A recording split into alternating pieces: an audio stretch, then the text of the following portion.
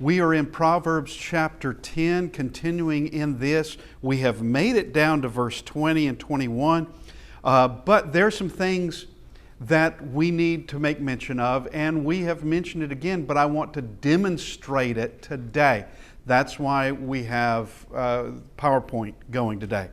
The book of Proverbs, when we get to the listing of Proverbs, now chapters 1 through 9 is not a listing of Proverbs. It is what's called the discourse, and you have wisdom has been personified, you have folly been personified, you have different things that have been given from the father, that's Solomon, to his son, various things for him to be wary of and understand, to stay away from. But now we're coming into this section of Proverbs, which is a listing of what you could call independent proverbs. They can stand alone, but they're not put in randomly, and they're not put in without any design at all. They are put in in a specific order, in a specific way, and also for a specific reason. Now, in chapter 10, we spoke of this last week, and I want you to see it. There are themes in chapter 10 that we want to make mention of, and these are all woven together. The Bible can teach multiple things at the same time. It's not peculiar to Proverbs at all. At all. We saw, I guess it was a couple of weeks ago, I can't remember now, but that from the law of Moses, you shall not muzzle an ox while it treads out the grain. And then Paul showing that is it oxen God was concerned with? Was there something else? Is there a principle that goes beyond oxen? And he answers yes. It is. Obviously it is. There's a principle that's there. But here we can see in places like on the Sermon on the Mount. Sermon on the Mount is not a sermon about one subject. It's multiple subjects. But we could say there are some overriding themes through it. One is that Christ knows an awful lot, and He's got to be the Son of God. He's got to be. And that would be something obviously demanded, implied, or inferred that we are to infer out of it. And in Ephesians chapter 5, verses 22 to 33, we have the relationship in marriage, a husband and wife. But at the same time, it's the relationship between Christ and His church. And as a matter of fact, Paul says that he's speaking about Christ and His church, is what he's doing, while teaching both things, relationship in marriage and the relationship between Christ and His church. Those are two things being taught simultaneously. In 1 Corinthians chapter 13, there is love, and a lot of folks, and I have met them, think that 1 Corinthians chapter 13 is just about love. Well, it is. It is about love. But it's also about using spiritual gifts. That's chapter 13 and chapter 12 and chapter 14. It is speaking about spiritual gifts, and that the spiritual gifts, everything that we do has to be done in love. Everything. Though I speak in the tongues of angels and of men, but have not love, I'm just a clanging cymbal. I'm a sounding brass. That's it. All right? Well, that is the gift of speaking in tongues. All right, so things are interwoven, are interlaced in all of this. And that's what we're going to find in Proverbs chapter 10. All right, so we have 5 themes that I can see. Now, that's not to say that someone else might come along and find more. There's always more. There's always more. As we've said before, I know that if I say I'm going to put another hour of study in this chapter, I'll find something new. And I'm talking about any chapter of the Bible. I'll find something new. I'll come across something that will just open up something else. That it doesn't end. But these are the themes that I currently see. One is that of gain and want, and these aren't in the order in which they come. I should have organized it that way, but I didn't. It's more of me finding them. All right? Gain and want also influence, and this concerns the mouth or the tongue. But also influence as a larger subject, because you can influence someone without saying a word to them. It's by what you do and what they see you do. So influence is the larger category. There's also reward and punishment. That righteousness to reward, wickedness to punishment, or wickedness to ruin. All right, that's a theme that runs through this. There's also the sluggard, and then there is the fool. All of these can be seen through the chapter. Now, I don't expect you to be able to read that. That would be an eye chart for you. cover your left eye and read what you can read. Okay, you can do it. Oh yeah. Need a telescope. But this is, trust me, this is Proverbs chapter 10 in its entirety. 32 verses in this. And now I'm showing this because I want you to see the connections that are there. And I hope that you can see, here's this one. This is gain and want. This is showing you the sections that deal specifically with gain and want. These are the sections concerning words and influence, or just influence itself. All right, these are the ones. And I've got it in a different color because we're going to need it in just a minute. This is that of reward and punishment. Of course, the righteous to reward, the wicked to ruin. All right, this is where we find those verses. This is concerning the fool, where it speaks of foolishness or fool directly, that word. Okay, and this is the sluggard. All right, so we have just two sections that in this chapter that deal with the sluggard. Now, I want you to see this is where they overlap. They overlap a lot. There's a lot of overlapping in this. And it's so that we can take a look at how it all works together, because it does. We can see where actually in verse 21, we have 4 of the 5 themes in verse 21. And we'll get to that in just a second. Well, we might as well read it now. The lips of the righteous feed many. All right? So we can see concerning that of righteousness leading to reward, but also influence in this. The lips of the righteous feed many. Well, that's not necessarily food. That would be wisdom that's being given. That would be the influence of righteousness that is given.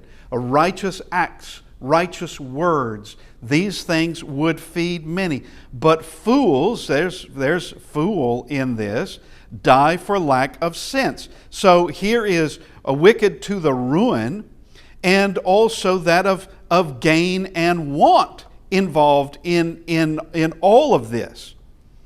Gain and want. So we have 4 of our categories, 4 of our themes in this one verse. They all converge right here in verse 21.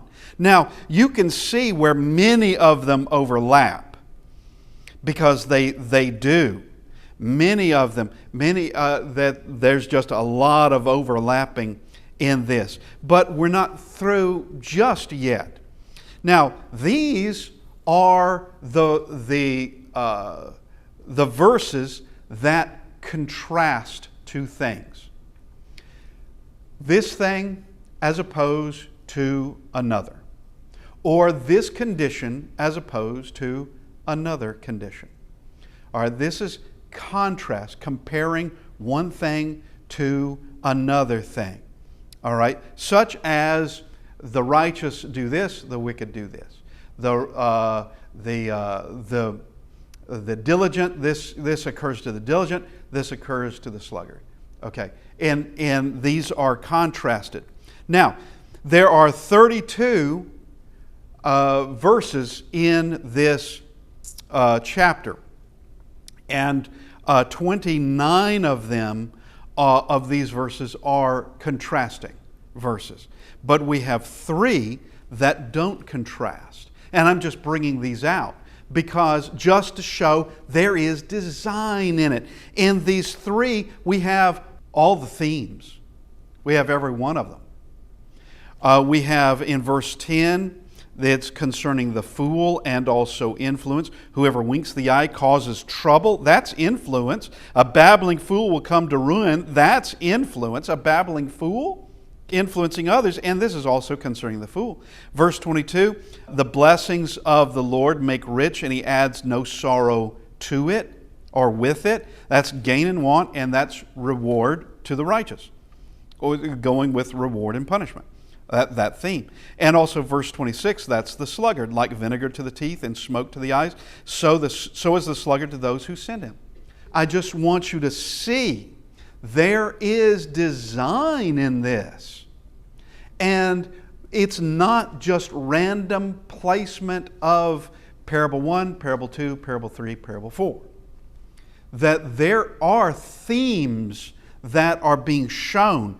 And this particular chapter, chapters are and verses are divided by men. God didn't make that division. All right, the separation between Genesis chapter 1 and Genesis chapter 2, God didn't say, and now chapter 2. He didn't say that. And there are times where men separated the chapters that you would wonder, why did you separate it there?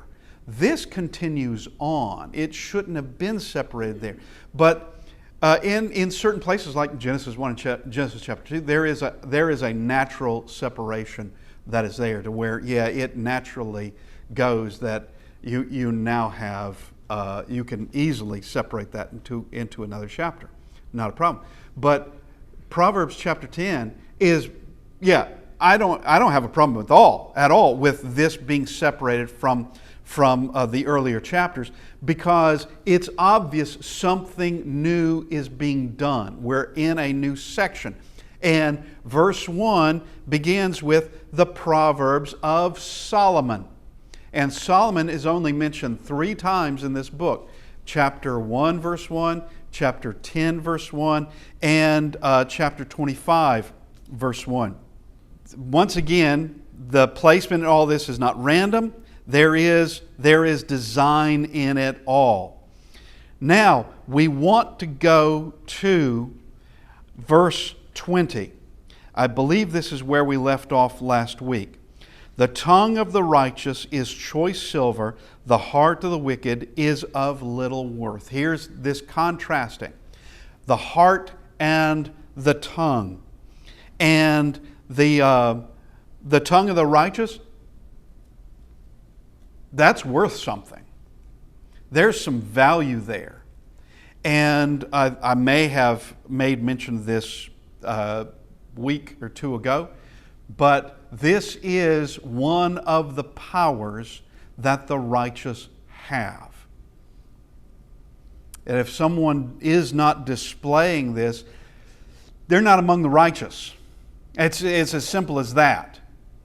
They may have a name, or it may be thought that that person is righteous. But here is the tongue of the righteous will give righteousness, will give wisdom, and it is valuable. Wisdom is considered greater than gold, greater than choice gold, far greater than silver or rubies or any other precious metal. Because those things, while they are good materially, cannot help you in what really matters. They're not going to solve any of the real problems. Physical problems, they can help. It depends on what it is. Everybody's eventually going to die. That's a physical problem. You may be able to prolong your life simply because you have the money to be able to, for the right doctors or the right whatever. But wealth only gives you so much. The righteous would be greater than any of that wealth because they're going to give you wisdom. They're going to be giving wisdom, and wisdom is worth more than any of these things. But the heart of the wicked, very little. It's worth nothing. There's very little value from there. Because what are you going to get? This is influence. What are you going to get? You're going to get a wicked influence. That's what you're going to get. And this would go into, once again, someone who may be seen as among the righteous, may think they are among the righteous, but what are they saying? And what is their example? And by their fruits you can know them. By their fruits you can do it. Now, we come to verse 21. And as we saw, verse 21 is an overlapping of 4 of the themes. All right, the lips of the righteous feed many, but fools die for lack of sense. All right, so the righteous, once again, the value of the righteous is they are feeding many. Now we can go back up to verse 15. Verse 15, a rich man's wealth is his strong city. The poverty of the poor is their ruin. And as we made mention, we can take this from an absolute materialistic point of view and come away with something of where wealth has a particular worldly, materialistic value. And poverty doesn't have that value because it's lacking. But I think that's not the point. I'm certain it's not. Because I can look at Christ and see Him as being a financial failure. What was His net worth when He was crucified? Or just before He was crucified, before they took the last things He possessed from Him. What was His net worth? His net worth, from a financial point of view, would be pretty much nothing. Nothing. Things are collected for His ministry. And you even have one of His apostles stealing from that. Then you have His apostles around Him, and for the most part, I would think, 4 fishermen, what would be their net worth? Not a lot. Not a lot.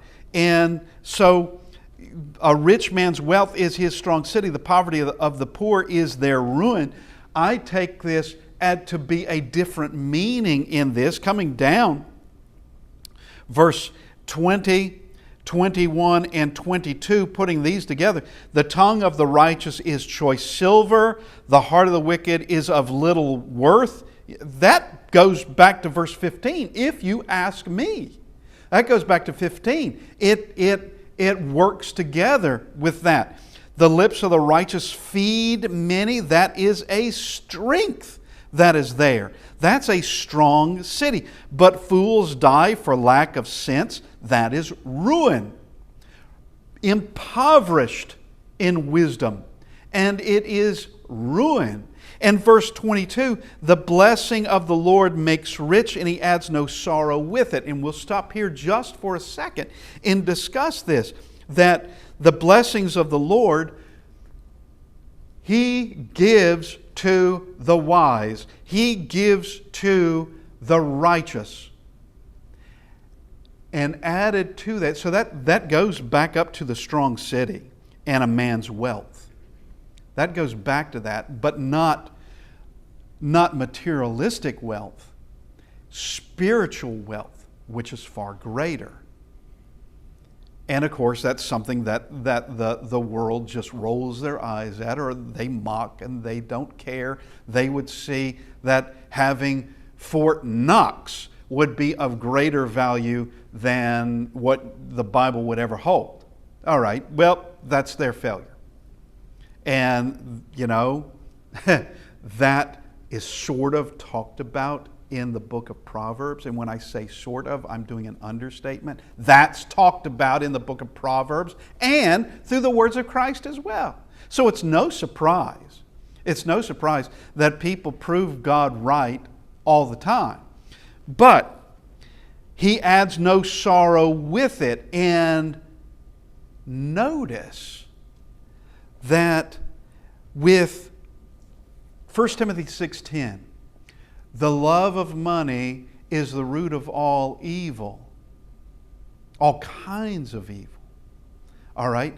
And then you have those that of they have pierced themselves through with many sorrows. That came from wealth. That came from having money, that they have pierced themselves through with many sorrows. That wealth, while there is a positive side to it, I'll not deny that, there's also the negative side that comes along with it. There's temptations, I think we talked about this as well, there are temptations that come with being impoverished, and I mean materially having nothing. There's also temptations that come with having lots of money, having enough money to last you your entire lifetime. There's temptations that come with both of them. There are problems that come with both of them. But also with both of them, there is a strength with both of them. There's a strength with it. But here, He adds no sorrow with it, means that wealth can bring and does bring sorrows. It does bring that. But what God brings, the wealth that God brings, adds no sorrow. It's nothing but blessing in that.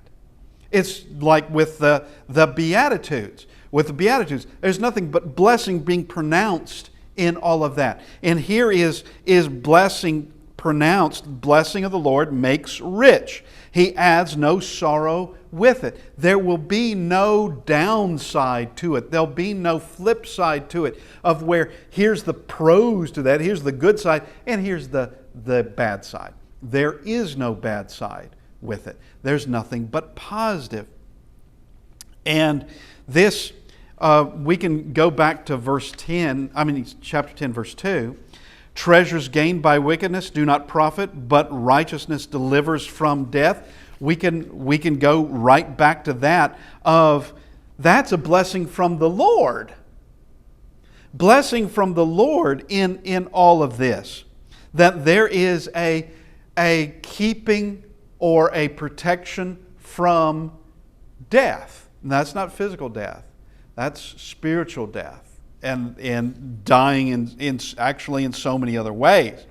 There is an emotional death that some people have. A death of a conscience that some have seared as with a hot iron. Okay, now let's go to verse 23. Doing wrong is like a joke to a fool, but wisdom is pleasure to a man of understanding. All right. Let's go to chapter 2, verse 14. Chapter 2, verse 14. This is talking about the way of evil, men of perverted speech. That's verse 12. Verse 13, who forsake the paths of uprightness, to walk in the ways of darkness, who rejoice in doing evil and delight in perverseness of evil. They rejoice in it. They love the perverse. They love it. And coming back, doing wrong is like a joke to a fool. It is just fun and games to them. And this is someone who is perverse. This is someone who, what happened to their conscience? They need to take care. What happened to compassion? There's no compassion in this. Doing wrong is a joke to them. Whether it's theft or whether it's slander or in just saying perverted things, or whether it is even going so far as that of murder and the like. It's all a joke to them. Now, we can go to chapter 15 and verse 21, just going there real quick. Chapter 13 and 21. Folly is a joy to him who lacks sense, but a man of understanding walks straight ahead. All right, coming back to chapter 10, verse 23. To the wicked, to the fool, doing wrong or wickedness is nothing to them. It's just amusement. They love it. They rejoice in it. But here's the contrast. Wisdom is pleasure to a man of understanding. For the fool hates it, hates wisdom. Because that's what would regulate him. That's what should govern him. And he doesn't want to be governed. He wants to rejoice in wickedness. That's what he wants to do. He has a delight in such perverse things. That's what he or she wants to do. Wisdom is a pleasure to the man of understanding. A pleasure. And it is also, and you've experienced it, we all experienced it. Atheists experience it, though they probably don't want to admit it, but they do, that in doing right, you feel affected by it emotionally. You feel it. Small good, you can feel it. A great good, you can feel it more. Okay? I'll tell you a story about myself. Just this one. Okay? And I was a kid. And I wanted to give a present to my brother. All right. I had no money whatsoever. But I found a great gift for my brother. And so I convinced my mom, let's go get the gift. So she went. She already had gifts for him. But we go. She pays for it. I didn't pay for it. I just found it and thought he would enjoy it. I didn't pay for it. She paid for it. We brought her back. And I said out loud, my heart feels so warm. Okay? And all the adults thought that was so funny because I had done literally nothing. It wasn't my money. You know, I didn't go and get it. My mom had to do that. All right, but the sentiment was there. I tell you that, and the sincerity was there. But it goes to show that point of when you do real good, as opposed to a kid thinking they have. As opposed to that, yeah, that you feel it. You feel it. And someone who really has done no good, they feel that too. That's why the fool doesn't want to be reminded they're a fool. Fool doesn't want to have to come across wisdom that's stating they need to be doing the complete opposite of what they're doing. Okay? Now, wisdom is a pleasure to a man of understanding because everything worked out right. It may have been a difficult situation, but everything worked out right, just the way it was supposed to. All right? And we just need to make mention that in dealing with difficult things and with just bring difficult people into it as well, things may not have, okay. Stephen, he is in Acts chapter 7, Stephen is preaching to the synagogue of the freedmen. And he is, in fact, giving them the gospel, and that is a righteous act, and that is him. He is feeding them. Now, they don't want it, but he is, in fact, feeding them. He's trying to change the analogy a little bit. He's planting the seed. He's planting the seed for them. And as it turns out, there's at least one man in that group that's going to turn, and that would be Saul of Tarsus. He is in that group, remember. But Stephen is stoned. But who was standing for Stephen? It is the Son of God standing at the right hand of the Father, of the throne of God. All right, everything turned out right for him, even though he's stoned to death.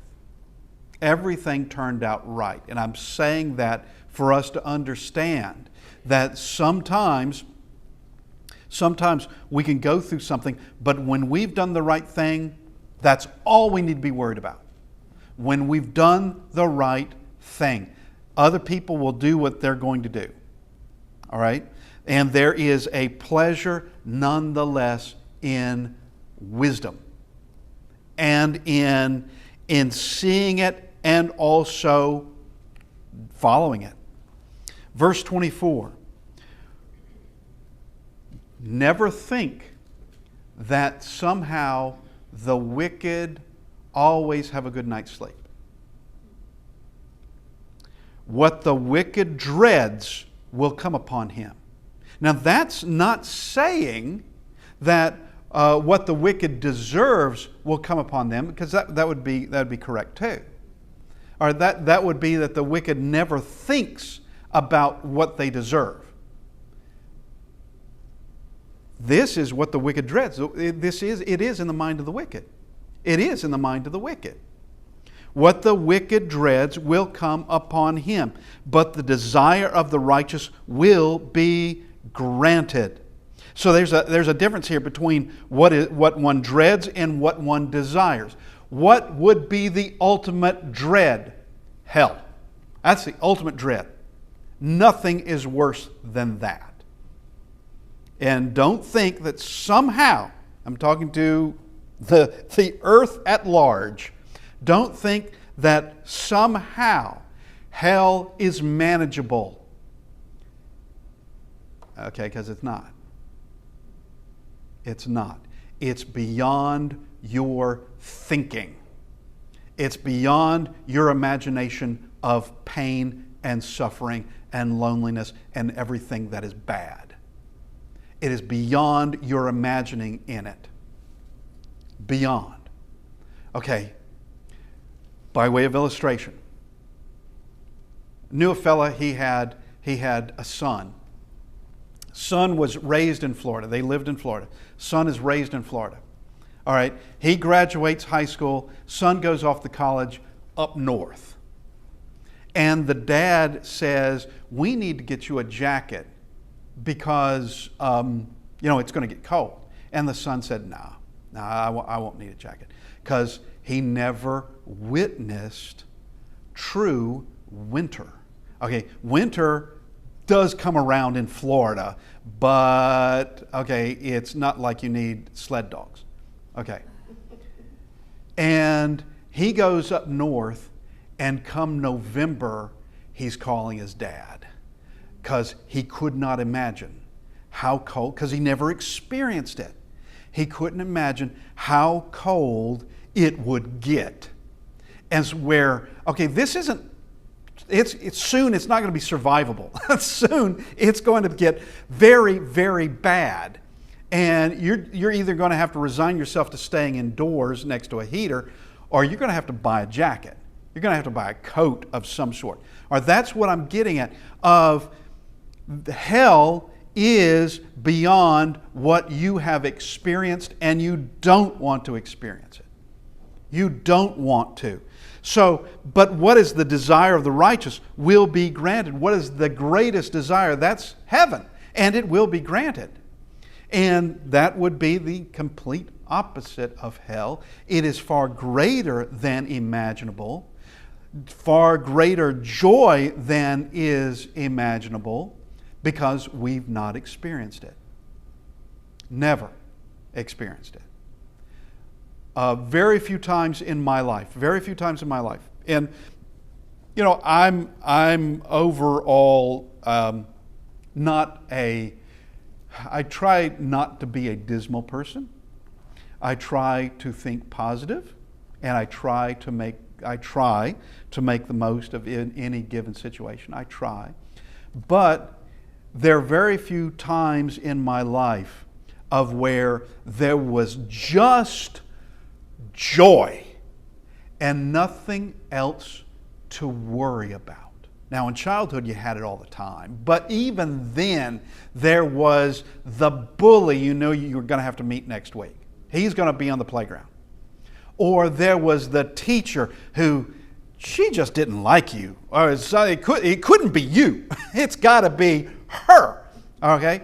And there's always something here that you can't have for very long, just no worries. You can't. And you've met the person that when everything is going bad, they're worried about when it's going to stop.